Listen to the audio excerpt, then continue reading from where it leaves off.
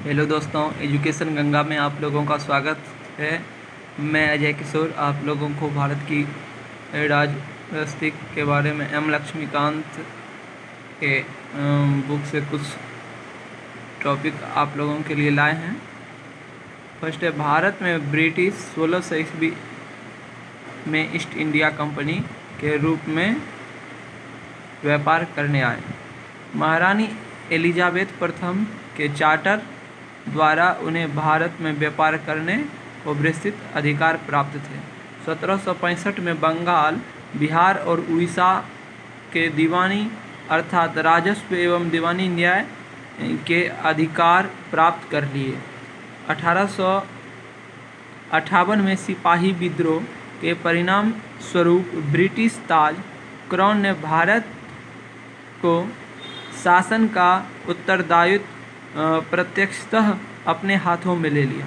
15 अगस्त 1947 में भारत की स्वतंत्रता प्राप्त तक अनवरतः रूप से जारी रहा।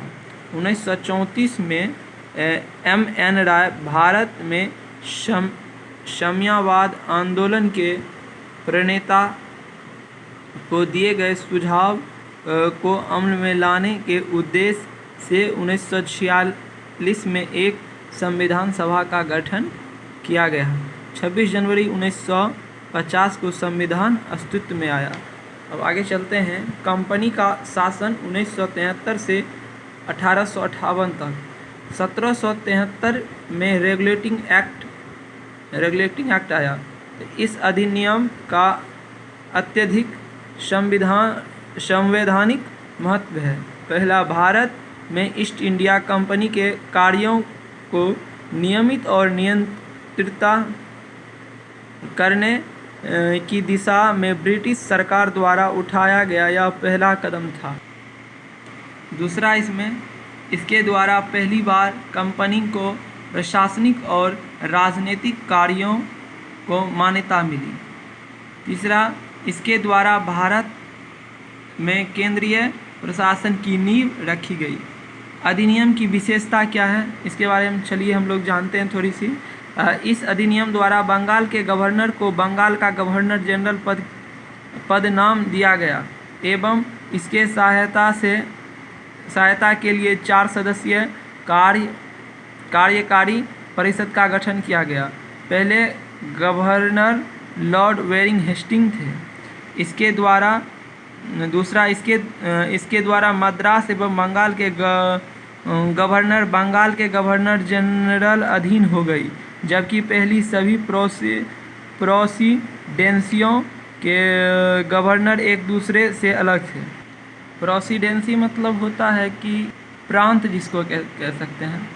तीसरा चलते हैं। अधिनियम के अंतर्गत कलकत्ता में 1774 में एक उच्च न्यायालय की स्थापना की गई, जिसमें मुख्य न्यायाधीश और 3 अन्य न्यायाधीश थे।